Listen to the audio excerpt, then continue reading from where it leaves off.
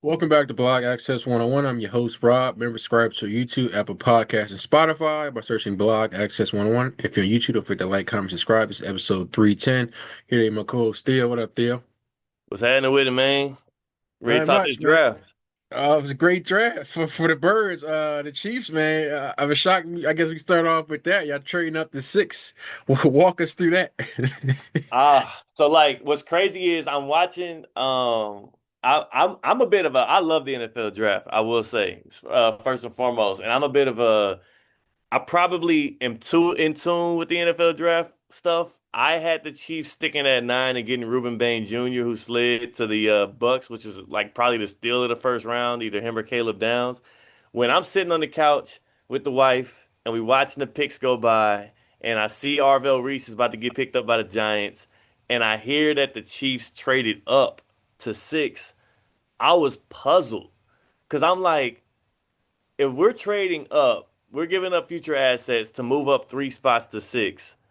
Who is it that we're targeting? Never did it cross my mind that we're going to go corner right there for Mansour Lane out of LSU. I'm thinking, why would we trade up for Reuben Bain? I'm thinking, like, man, maybe the Saints were signaling that they were going to get Bain. Then I'm like, are we going to go get Sonny Styles? Like, but it didn't really strike me as a Chiefs like move based on what I've seen in the past for them to do that for Styles. And then I thought about it, and as Roger Goodell was walking up to the podium, I'm like, they about to go corner, bruh. They about to go corner. And Mansour Lane, and what afterwards, like, so to be honest with you, I hated it at first. I hated it at first because I'm thinking about all of the great things I heard about Sonny Styles. He done broke the combine records. I'm thinking about Caleb Downs, how Nick Saban say he's the smartest player he's ever coached as a defensive back, and he a D-back guy. And now I'm looking at Mansour Lane, and I ain't really even did the research on him. But when I listened to the post draft, pressers, they talked about how when McDuffie was available a few years back, they traded back up in the first round and they went and got him for a similar package. They talked about the gap between Mansour Lane and the next corner in the draft, and as you saw, remember the number 2 corner was supposed to The be 20. Jamal McCoy, Yeah. and he ended up going in the 4th round because of the injury concerns. So what I realized was that's the Chiefs' biggest need, and that was the biggest gap between I can get a corner here, or I can wait and I'll get some scraps. And so I like it. I'm rocking with it. And Delane, it sounds like he could be a shutdown corner. I don't know. We got to see. It's always a little iffy, but he LSU corner, and some of them dudes been some dogs. So I was happy with Yeah, it. definitely DBU over there at LSU. I think what he had 2 interceptions this year. I mean, obviously you look at that like, oh, he ain't a real ball hawk, but he had like what 11 pass breakups. So he 14, I clear, think PBUs. Yeah. yeah. So it's clearly he showed that he can get to the ball and break, do what he need to do. Um, Obviously want to see more interceptions, but if you as long as you locking down your defender, to me that's really all that matters. Obviously the interceptions look good on paper, but main thing is can you shut your guy down that you're covering. Yeah. And clearly you're showing that, but I was shocked because I know you talked earlier. Y'all didn't really know what line. I'm like, oh, maybe they'll get the offensive tackle for Miami, but I was just like, oh, I said they went corner. I guess maybe they got scared. I'm like, I didn't. I'm looking at the team. I'm like, I don't think New Orleans needed a corner. So that's I'm what it like, was. That's oh, what it they did. was. So Brett Veach, general manager of the Chiefs, what he was talking about afterwards was you're sitting there at 9, Mhm. and at 8, he knew the Saints needed a corner too, because like over the past year and a half, they lost both of their starting corners as well.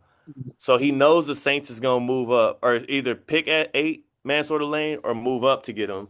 But then also Veach and our DC Spagnola talked about it before the draft. They was like, let's not even bring in Mansour Lane for our 30, for one of our top 30 visits, because we don't want people to know that we after him because they knew the Saints would need a corner as well. So really, the Chiefs was throwing smoke screens to everybody that they wanted Jordan Tyson. They was throwing out smoke out there that they needed a tackle, which they don't need any offensive linemen.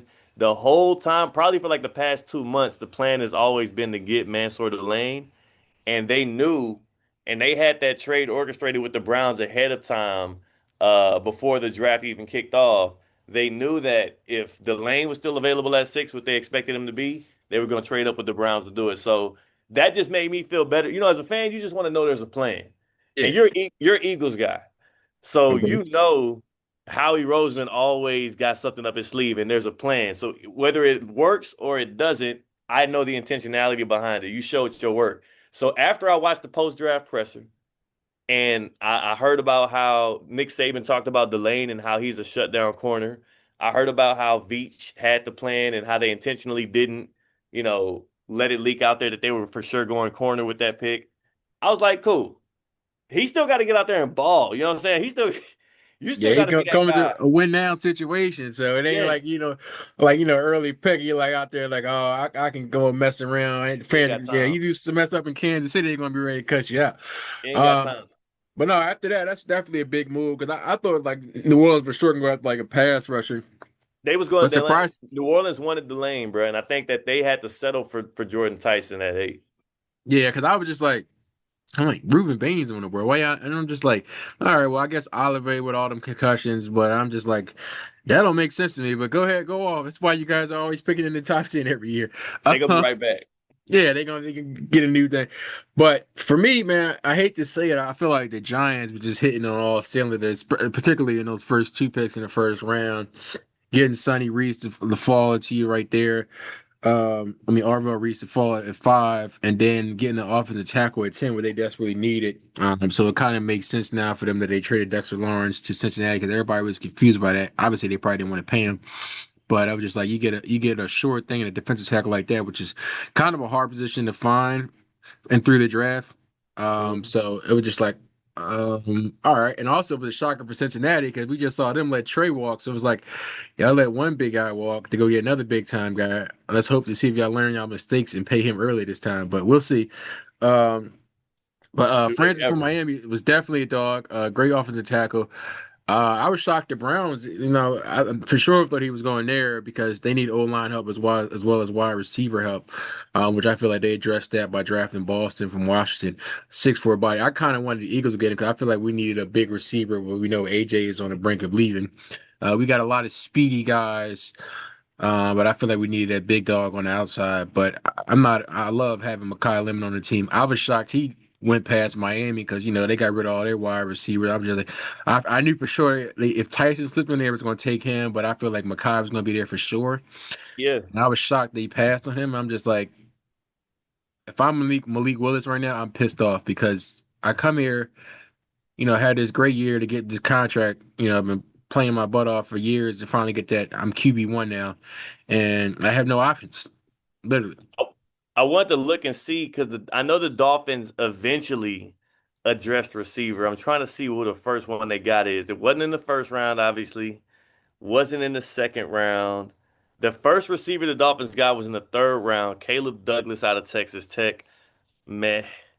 Yeah. Uh, Not a guy with a lot of juice or hype. And then I think they didn't address it again. Then they got Chris Bell out of Louisville, who I really like. I like Chris Bell out of Louisville. He's solid. He was the one with the ACL tear.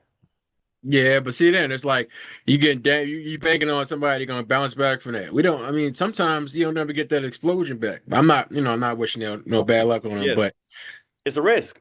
you got Mekhi Lemon there. That's showed that he was what he had over 1,100 yards this past season, 11 touchdown receptions for USC, and they played in the Big Ten. You can't say, oh, they're not playing on conference in the Pac-12. Now they're in the Big Ten, so you can't even say that. So he went against top teams this year and balled out. And you have him there sitting there right in your face, and you say, nah, we're going to pass on him and go get an off tackle. Now, granted, you get an off tackle on Caden Proctor, who's a great off tackle from Alabama, but you got a wide receiver like Mekhi Lemon that's sitting there that's consistently progressed through the 3 years he's played at USC. I feel like that's a no-brainer to go take him, especially after you lose in Waddle and you're releasing Tyreek Hill. Yeah, Uh, it's just the thing that, because obviously, of course you care about winning as well, but you also care about perception and fan engagement. If your fans are not happy about your picks, which I'm sure Miami was not, especially losing they Waddle, are not happy, bro. yeah, and then you don't replace that with a wide receiver that's, I don't want to say a short thing because there's never a true short thing until they get on the field. But a player of that magnitude, Mekhi Lemon, is sitting there, and you just say, or even Amari Cooper, not Amari Cooper, Omar Well, Cooper, Ruben Bain. That's what the KC. Dolphins. The Yeah, it's Dolphins just fans wanted Bain though. yeah. I mean, they always love them pass rushes, but I just know they Miami. needed a wide receiver. But it was just like I don't know. It's just to me, it was just like, yo, y'all dropping the bag and y'all about to lose. Not just lose more games. Y'all gonna lose some fans because now people gonna be like, I'm not going in the game to watch this terrible product on the field. Yeah, I think that for for Dolphins fans, there, and I at 12, obviously they trade back. When they were sitting there at 11, I'm looking at, I'm saying, you got the opportunity of a lifetime. Caleb Downs and Ruben Bain are both available. You got to pick at 11. You stick and pick one of them. They trade back one spot with the Cowboys. I said, that's perfect. You still get one of Caleb Downs or Ruben Bain Jr. Best safety in the draft, really one of the best defensive players in the past few drafts. And then you got Ruben Bain Jr., who was the best edge rusher in college football last year. People don't like him because of the short arms, but he's definitely, for sure, in their own. They play in the same stadium. In your own home stadium, you've watched this dude wreak havoc, including in the national championship game. And for them to pass on Bain when one of their biggest needs was pass rusher, and to take a risk on a guy like Caden Proctor, who, the big red flags is about his motivation, his focus, about his commitment to being great, and now you're gonna bring him to Miami. I hope Caden Proctor works out. I like his personality. I watched his post draft presser as well. I think he means well. He came into college at 17 years old, so when Nick Saban was talking about all the issues that they dealt with him as a freshman, it makes more sense that Nick Saban said he wasn't a self-starter. What a dude was 17 playing in the SEC. That's why he was so aloof, probably. But when I look at the Dolphins and I think about how you're supposed to be making the first pick of a new regime and setting the standard, setting the culture, Yeah, getting a it's not guy that's good. going, come on, man. Go, And yeah, Ruben Bain was right there. yeah. That's that. Get that big dog to go out there and revitalize your franchise. You go get somebody that, like you talked about earlier, they don't know if he gonna want to be there or play football, and it's like, Now he got yeah, options. that's somebody I need to slip. Yeah, But I'm glad it was Miami and not the Eagles because Howie never lets me down. As we know, anytime the Eagles trade with the Cowboys, it typically works out for both parties. Well, for the most part, until Jerry Jones gets in the way. Back then in the last draft, when we traded up and got Devontae Smith and they got Michael Parsons, that was that beautiful. was yeah, that was a great trade for them. And we did the same thing with Kai Lemon. And then they go get another pass rusher. So, hopefully it works out again. I think they probably should have took, well, they missed him up by a pick with Akeem from Miami. He was a late Akeem bloomer. Mesidor, I think that's what they wanted. Yeah, and they took him right in the pick. I know they was probably like, damn, we should have stayed at 20, Yeah. but But I it'll like be all right. the other guy they got, Malachi Lawrence. So Yeah, they're he's looking decent. at Akeem Mesidor, edge rusher Miami, Malachi Lawrence, edge rusher UCF. Like both Florida cats, you know what I'm saying? At least played their college football in Florida. Both of them renowned pass rushers. At least if you're the Cowboys, you're like Mesidor is 25. I think Lawrence was 21, Yeah, 22. he got that chance to So grow. So, yeah, because he aged. But, yeah, but still, I have 12 and a half sacks this year. I'm like, shit. Mesidor But, was I the mean, guy. yeah, I mean, yeah, but they had, what was it, Lawrence had 7 this past season. So, he's not too much because, like you said, he still got a chance to grow. 4 years younger. You always want to go with youth over that, particularly if you want a player to develop, especially later in the first round or in the draft. So, I definitely feel like Dallas hit, especially getting Caleb down, a safety that can play in the box and do whatever he need to do out there. So, I'm speaking a little bit of bias. 'Cause I'm an Ohio State guy, but definitely, a high intellect, not just on the football field, but off the football field. It definitely has that dog in him. So Cowboys definitely got a bona fide starter for years to come. So this is great moves by the Cowboys. I feel as though to be honest, I feel as though all the NFC East teams did well in the draft, and I hate saying it, but you Yeah. know, Washington be able to get Sonny Styles at 7. I know Fran was wanting Cardinal Tate. I told him, I said Cardinal Tate is going through that 4 through 6 window. He's not going to be there when y'all get there. Yeah. And he went early, right at 4 to Tennessee. I was shocked that Arizona went and took Jeremiah Love. I just figured, oh, they're gonna get Arvell Reese or maybe a Sonny Styles might pop up. Did not see Jeremiah Love. I definitely thought he was in at Tennessee or at the worst New York. Even though they had Cam Scatterwood, maybe they're scared about him coming off that injury. But I mean, I I guess think he was that good though. I think yeah, Jeremiah Love was so good that he would have got picked up 3, 4, or 5, and they wouldn't have cared who the hell was in their backfield. yeah, he definitely is a dog. I was just like, oh, y'all got James Conner still. I mean, Trey Benson here, but you still got James Conner, and he's still relatively reliable for the most part. But I mean, I guess when you get a chance of getting a franchise running back, with Jeremiah Love. We see the chaos he did with at Notre Dame. It's kind of like you got to go get him. I always thought they didn't go try to trade up. Unfortunately, obviously, Ty Simpson the Rams threw everything off, taking him at 13 because everybody was like, "What?" Bruh. Um, Especially when they need an O line help significantly, and this is a win now mode team. So unless they not telling us something about Matthew Stafford. Obviously, we know he's on father time, but unless his injuries is OD bad, I didn't understand this one. It's definitely a team that's and win now mode. Y'all need an offensive line help, particularly for a quarterback that's older and not mobile as it used to be when in the early days with Detroit. So that was a pretty interesting move. I mean, maybe Um, I'm a sucker though, but I'm starting to understand why they went with Ty Simpson. oh well, walk me through it, brother.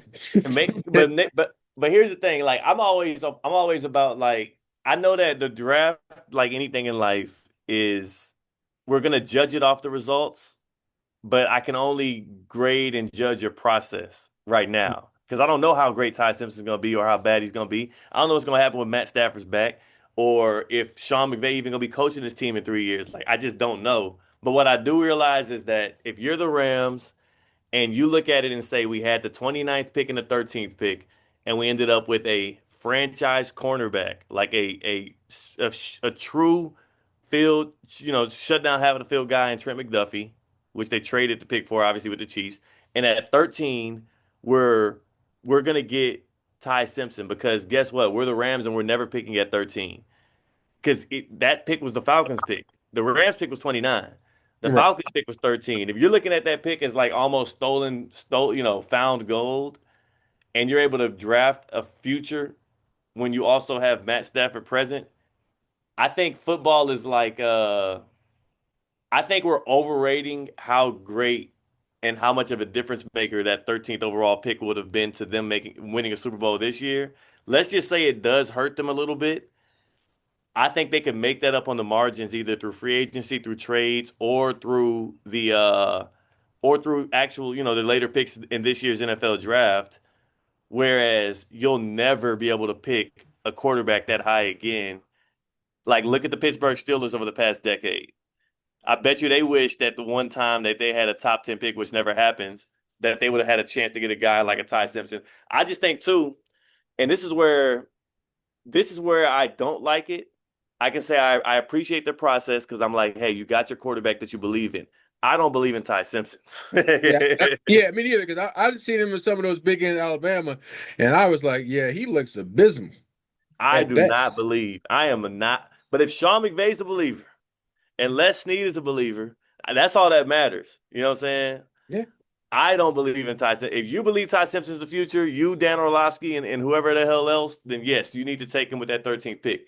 I am not a believer, and I think that look at next year's NFL draft, bro. You could probably quarterback get a galore. quarterback at 20. Mm-hmm. Look at the Lenora Sellers, Arch Manning, Brandon Sorsby. Who's the cat that went to LSU with Nick or with Lane? Transferred Mm. in Jordan Tyson's old quarterback, Levitt. There's like 7 quarterbacks right now that people got first round grades on for next year. Dante Moore, who went back to school from Oregon. Yeah, Uh, your boy Julian Sayin, Darian yeah. Minson. Yeah, don't put him in there early because I mean he might, but I'm like, no, we need him a few years ago when we got some business to get our lick back in the national championship. But no, That he ain't happening. definitely Julian. He definitely like progressed. Cause I'm like, damn, I keep thinking he was like a young guy. I'm like, damn, he playing like he's been here for 4 years. Um, But yeah, it's definitely quarterback draft is next year. This one was like, yeah, you got Carson Beck as your top three quarterback. It's like, yeah, this is a bad joint. Bad Um, draft. but well, I mean, I guess the Cardinals get their quarterback of the future with Carson Beck. We'll see No, how that works out. You still got Jacoby Brissett there. It look like they're just playing to be in the top 10 pick again next year. No disrespect to Jacoby Brissett, but I like um, Brissett. yeah. Jacoby Brissett, and actually I talked with him about a month or so ago. Mhm. He came down here for an event. He's from Palm Beach County. Okay. So, and I do my work out here in Palm Beach County. He came down for an event. He's a legend out here. Like when he was in high school out here, he won state championships. He played high school ball as well, basketball. And the guy that sought him out, that realized he could be a star, was actually Bill Parcells of all people. Oh, Yes, So like it's it good when runs. he's seen. You said what? I said, that's good when he's showing you because he Right, don't care like about football. Bill Parcells saw this dude in high school and was like, "Yo, he's gonna be a guy," and he poured into him in high school at that point too. He kind of like, he kind of was a part of the process of getting him there. So I say that to say Jacoby Brissett is extremely confident in his own abilities, and also I think that he has Carson Beck ain't beating him out in a quarterback battle this offseason. I think he's gonna get a full bridge quarterback year again to show what he's got.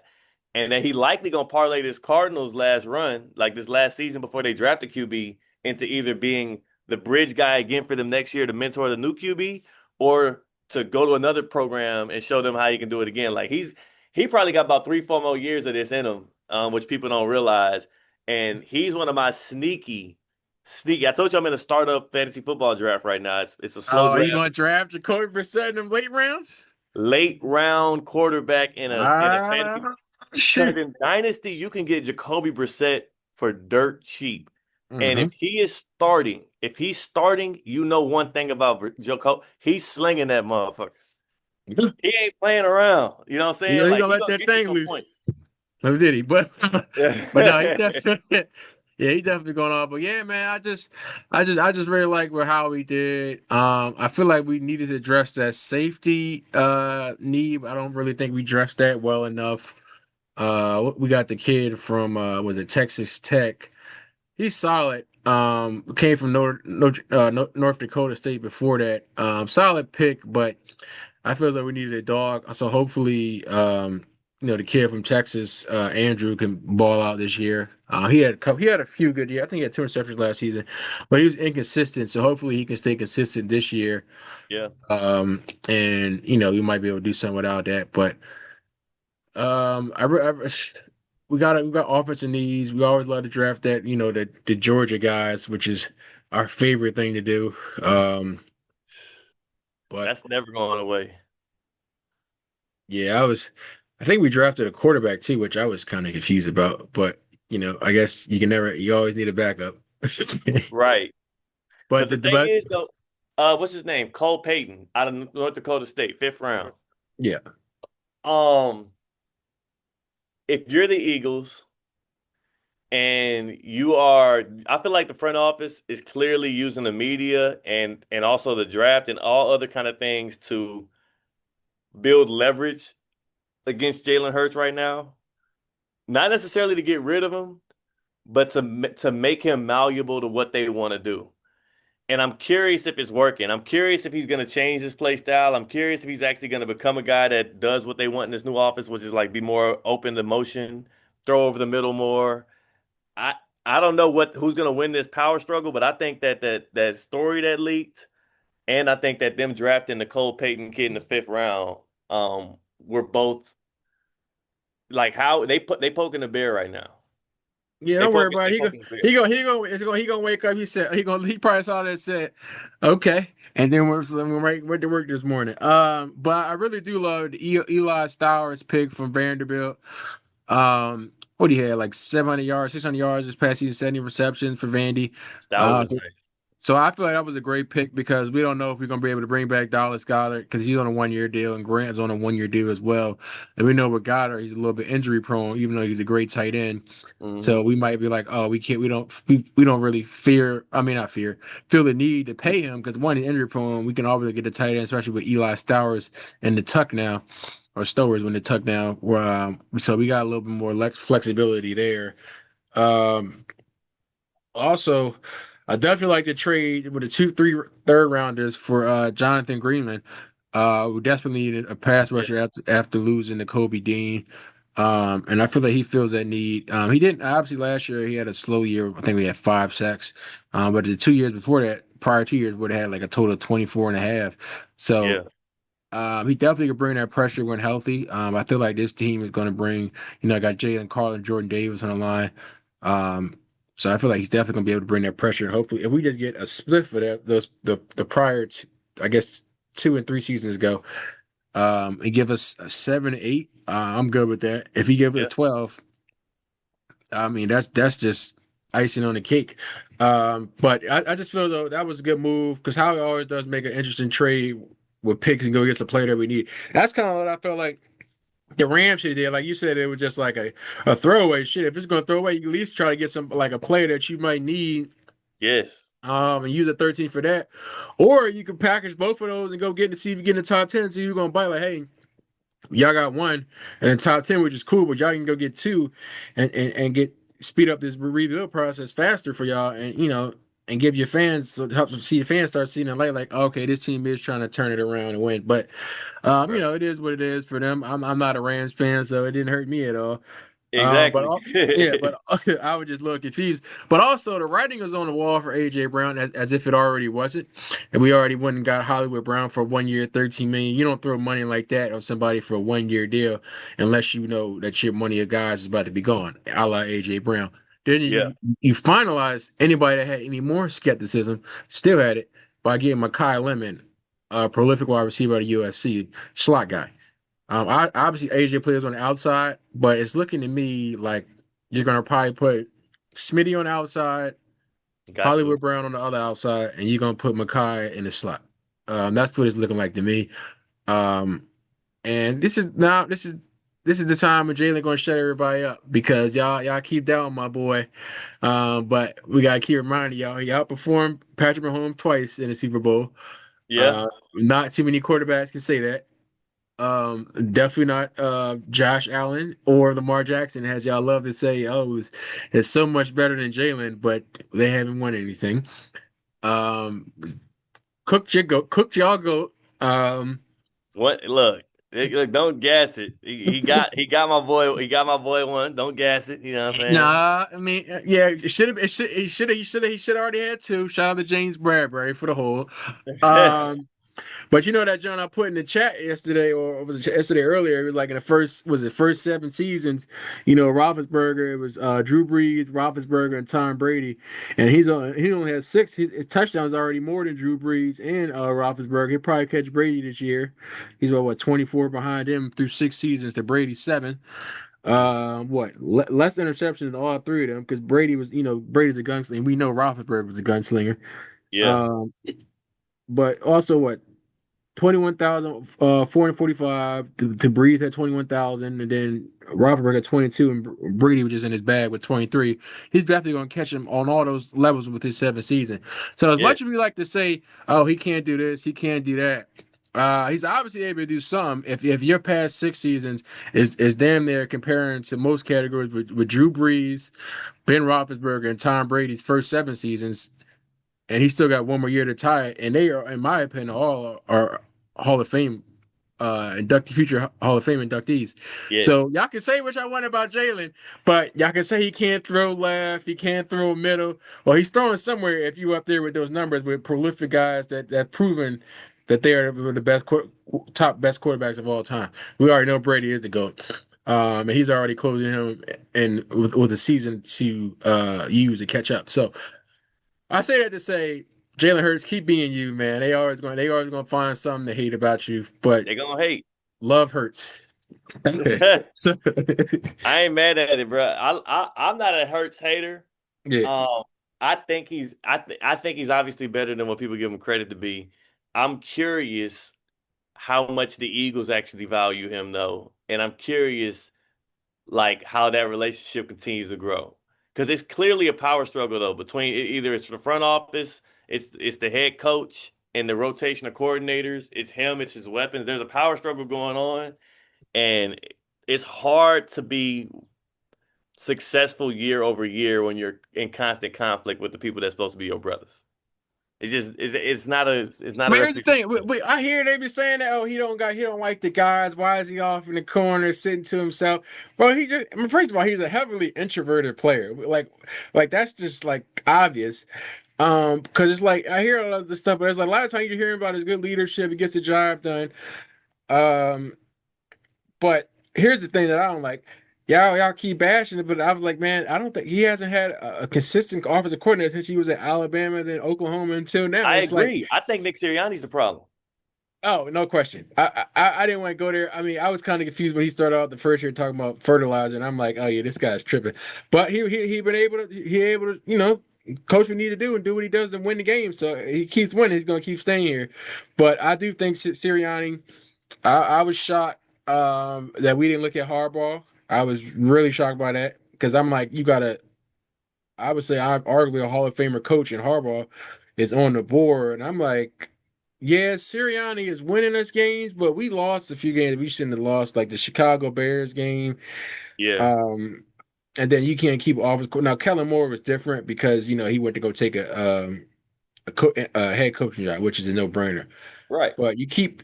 I feel like he gets the other guys that are like, why are they here? Because I feel like he's probably fearful of losing his own job. So he's like, I'm gonna get somebody that I know is not on my level. But you see a lot of times in regular work field, somebody hires somebody that might be incompetent to save their own face. Yeah. Um, so obviously this offensive coordinator from Green Bay, he was solid. So we see how he plays because I don't think he's incompetent. So we'll see what happened with Sean. What's his name, Mannion. So we'll see how that goes. But yeah, did you want to add anything else about the draft? And you think which team won? I say the Giants won the draft. I think honestly, I think it's a kind of a tie between the two New York teams, which I hate Yeah. to say. I hate to say it. Giants and the Jets both had good drafts. The Jets, you see the prank the Kenyon Sadiq thought it was a prank call when they called him at 16. He thought they was pranking him. The I wanted Jets the Eagles. ownership. I wanted him to fall to us so bad, bro. Yeah, yeah. Um, I would say who won the draft. I think a sneaky pick for that would be the Cowboys because I do think Caleb Downs can end up being the best player in this draft, and they got value for him. I love the Commanders draft too, man. The NFC East, you were right about the NFC East. Commanders draft was good. I love the Buccaneers draft. Yeah, that was a good pick Um, for him in the first round. yeah, and you know what I will say, and this ain't just me being a homer and a fan. The Mhm. Chiefs sneakily had an excellent draft. They went mostly defense. Mostly all they didn't pick offense until late, late, late, late. They end up getting Emmett Johnson, Nebraska, one of the most productive running backs in college football.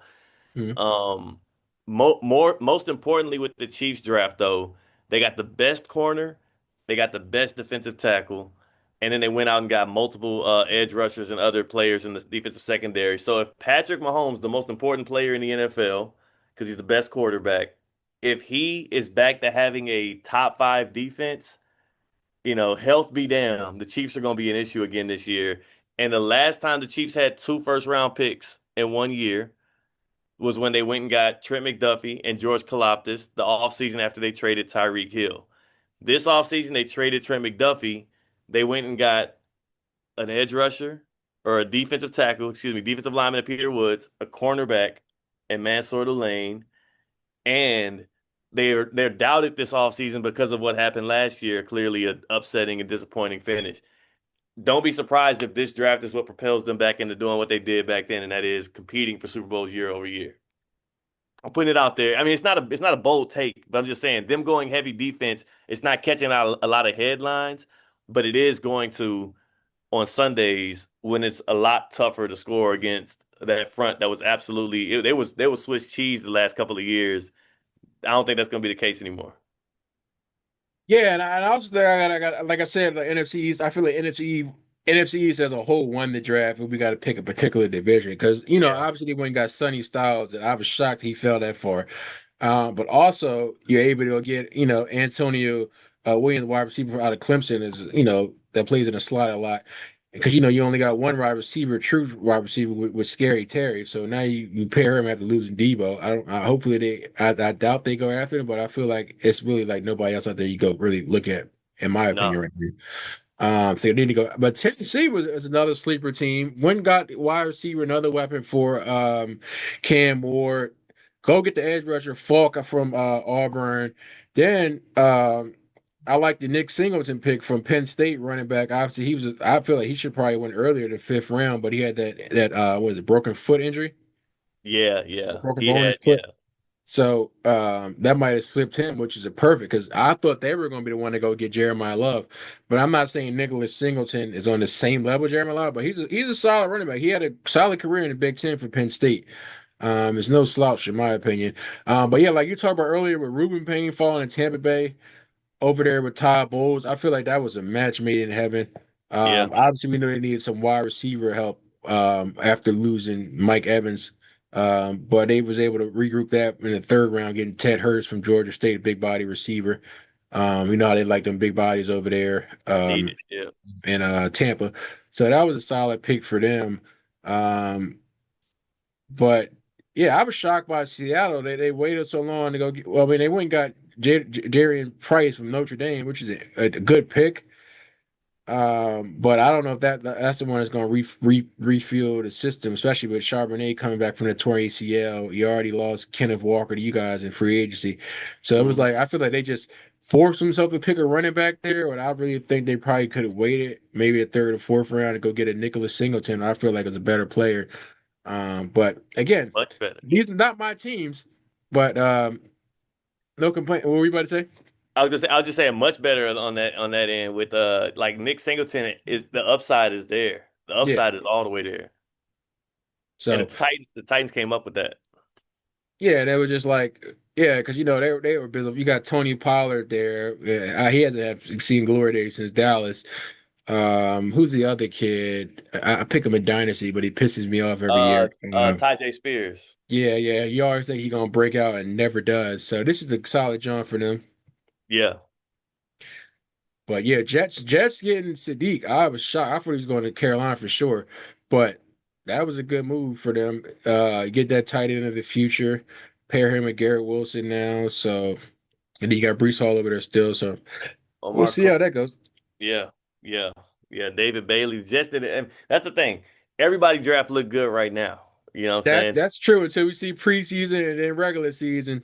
Yeah. Um, I guess we surely talk about WNBA. I know I'm the main guy with that, but Talk to me. shout out to Raven Johnson. You know that Indiana was hating because they didn't want her to go there because they beat their girl Caitlin Clark in the national championship before. Shout out to Hmm. South Carolina. We got our lick back when she beat us in the Final Four. Um, but to anybody that's a basketball fan, you know, one, Raven Johnson is a winner from the high school level to the college level. She has two national championships. I think with her and Tanaya Latson combined throughout their tenure at high school, then 1 year last year was what 118-5 or 118-6 after the loss with UCLA. Yeah. So clearly she's a bona fide winner. Um, she's lost single digits in her 4 years at South Carolina. So it's like you're getting a player, one that's a defensive minded player that's not scared to go get down there and lock a player up from backcourt 94 feet, pick up 94 feet. While also a great facilitator, had what 8 assists in that preseason game against the Liberty. Looked Hmm. like she probably should be the starting point guard. No turnovers. Um, and I'm like, this is a steal for Indiana. So it was good to see my South Carolina Lady Gamecocks look good. Even tonight, Latson looked good yesterday for uh the Sparks. And she fell right into a perfect situation, play behind Kelsey Plum and get that experience right there. Big four, Flaw J looked good. First quarter a little iffy, but I feel like that was just nerves. First game WNBA. She found a rhythm in that second quarter. Um, and I think she finished with like 12 points. Obviously, this is preseason, and you know, not too many people are like, oh, we care about preseason, but at the end of the day, you got to see what your players is looking like early on. In this joint, Olivia Miles definitely looked like she's was going to fit in well with Yeah. Minnesota. I was trying to curious to see how that worked with her and Courtney, but she played with a star player before, with like Hannah Dago, so she know how to adjust to play with players. That she had what 4 turnovers. That's to be expected your first game in the WNBA. So we'll Definitely. see how that goes. Lauren Betts, well, she had 13 and 5 in a block. Um, Definitely a player I'm looking at for fantasy basketball. I want to see another game with her before the season starts. How she fits in with that team. With maybe I know Shakira Austin's still playing overseas, so she's feeling that ride. So and Kiki's out for like an injury. So if she come back, I want to see how she fits with Kiki or Shakira in that start lineup if she happens to start. So we'll see how that goes. But yeah, man. Uh, WNBA, stop playing my girl Natasha Cloud, and somebody need to go sign her. I don't know what y'all on, but it's crazy. What is that Uh, about? she's big on her political beliefs, and sometimes people might not agree with that. I wouldn't say Colin Kaepernick. She getting Colin Kaepernick because Colin Kaepernick, we know he had his views, but also Colin Kaepernick play was definitely deteriorating. Yeah. I feel as though every team she's been on, and I'm not just saying this because that's my homie, but she's a solid player. Like New York, she brought that fire there. She won a championship, WNBA championship when she's with the Mystics out there. Went to Phoenix that year with her and Tarazi on Tarazi's last year.